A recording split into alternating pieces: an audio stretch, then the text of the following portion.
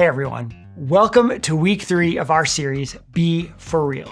Over the past few weeks, we've been talking all about what integrity looks like in our lives. But before we dive in today, I think we need to be honest about something. While it's awesome to have lots of people in our lives, doesn't it just sometimes feel better to tackle some things on our own? For example, doing a group project with a few of your friends usually sounds like the best idea in the world, but if we're honest, it almost always backfires for how you want it to go. I mean, I experienced this myself in 7th grade in middle school. I found myself at the end of the semester, and my social studies teacher decided to assign us a final project instead of a test, which was awesome, but she allowed us to work alone or in groups of up to 3 people. Now, you can imagine that no one took our teacher up on the opportunity to work alone when we had the chance to work with our friends. So, just like everyone else, I jumped into a group with 2 of my best friends. Now, at this point in middle school, I'd say that grades were like the top of my priority list. So this project thing was worth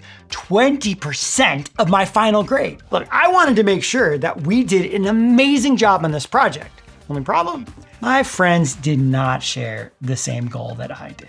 In the 3 weeks we had to complete the assignment, it felt like trying to herd and manage a pack of cats. They barely completed their parts of the project, while I took on extra to carry us through the finish line and get a decent grade.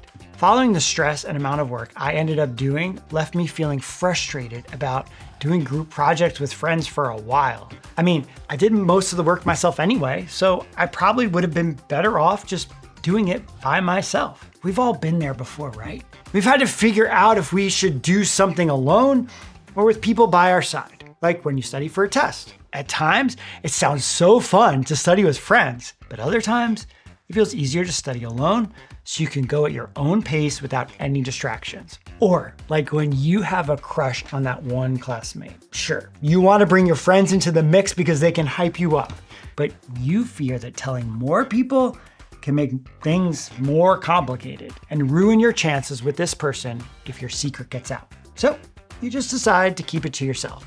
How about all you gamers out there? If you had the choice of playing your favorite game alone or having to teach your younger sibling how to play, you probably wouldn't think twice about choosing to play alone. Like if we think about it, sometimes life seems easier when we try to go at it alone. There are so many situations like doing homework or even doing chores that are easier to manage when no one else is involved. If we're honest, the same is true for living with integrity. After all, other people can often make things difficult. It wouldn't be so hard to be kind if other people weren't rude or annoying. It wouldn't be as difficult to be honest about our feelings if other people didn't get their feelings hurt or respond dramatically. It wouldn't be as tricky to do the right thing if we weren't scared about what other people might think. Throughout this series, we've been talking about how integrity is basically authenticity plus good character. And most of the time, good character is about how we treat others. Think about it. When we talk about being patient, kind, or honest, we're almost always talking about being patient, kind, or honest with other people. And the complicated thing is that other people often make it difficult to be those things. So while life is full of incredible friendships and relationships that give us joy and make life better, those same relationships can also come with moments that make living with integrity more challenging. If we're called to live with integrity, how do we show it in our relationships and friendships, especially those that are difficult? When we face challenging circumstances, whether it be fighting with a friend or breaking up with someone, how do we live with integrity? How do we show good character and be authentic so that we can experience the kind of relationships God wants for us? To help us wrestle with these questions, let's take a look at a book in the New Testament called 1 Corinthians. In this section of the Bible, we find a collection of letters mostly written by a guy named Paul.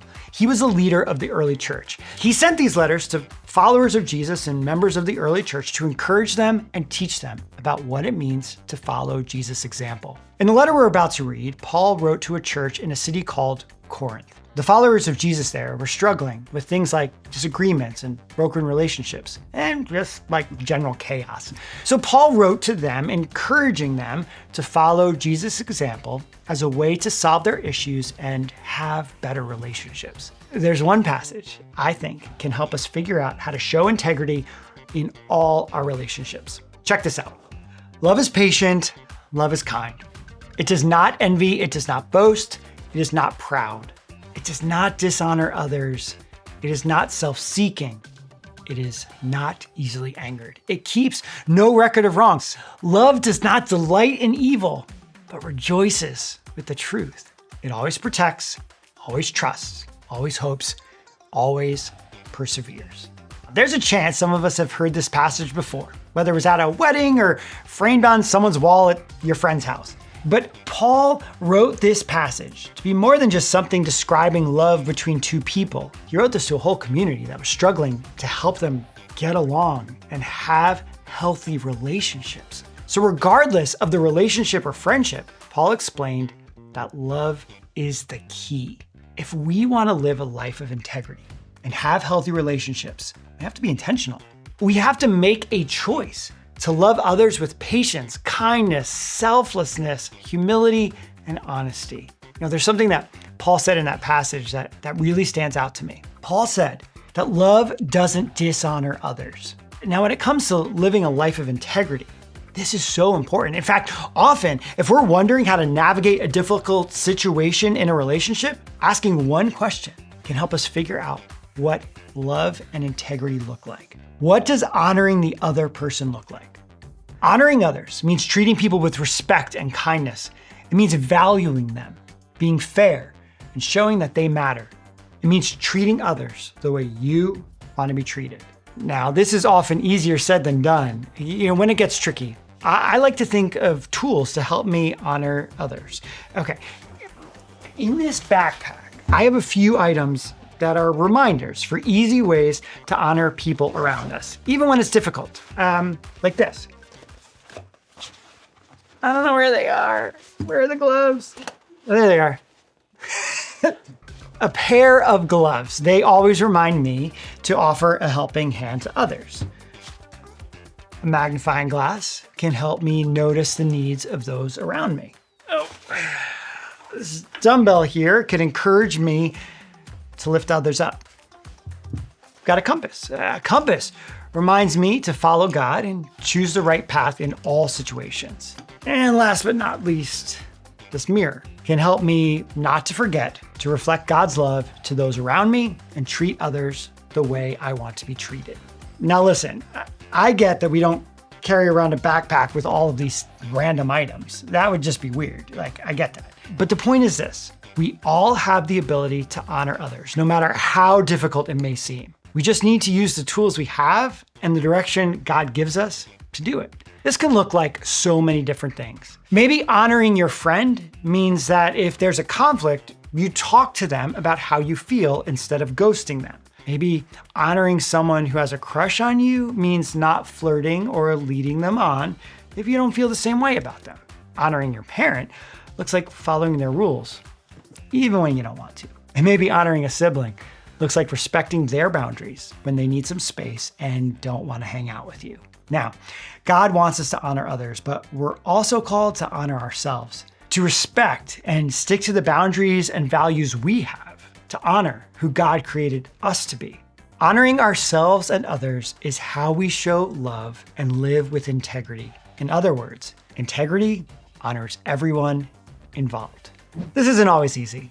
So let's talk more about what this can look like. Here are a few things I'd love for you to consider this week if you want to live with more integrity in your relationships. First, a life of integrity speaks well of people behind their backs. It's easy to gossip and talk about people when they aren't around, but just because it's easy doesn't mean it's right. We're called to honor everyone involved, regardless of the situation. Secondly, a life of integrity means you can disagree without insulting. People can find disagreements in almost anything, and they often bring out the worst side of people. That's where we can be different. Instead of throwing insults or calling people names, we can approach these disagreements with kindness and work to communicate our feelings and perspectives without being mean or insulting theirs. And lastly, a life of integrity forgives. What's your first instinct when someone says something bad about you or does something mean? If you're anything like me, you probably want to get back at them or hold it against them. What if we took another path? Instead of easily being angered, we can forgive and keep no record of wrongs. We can still create boundaries, but forgiveness is key to showing love to those around us. Now, let me be clear that this doesn't mean letting people treat you however they want. Integrity also means standing up for yourself and getting help when you need it. So if that's you, I encourage you to talk to a trusted adult like a parent, guardian, or small group leader to help you navigate your situation. When we live a life of integrity by honoring others, we demonstrate love to everyone around us and experience better, healthier relationships. Like we've been saying, this isn't always easy. That's one of the reasons we have small groups. Your group is there to walk alongside each other and help remind everyone to do their best to live the same life of love and integrity that Jesus did. What would happen if you lived out the kind of love we're talking about in your relationships with others? Imagine how your life would change. Imagine how much stronger your relationships would be. There is so much potential for our lives and our world to get better when we choose to live with integrity, because integrity honors everyone involved. When you head to groups, take a moment to think about this. What is one way that you could begin to live a life of integrity that honors everyone involved?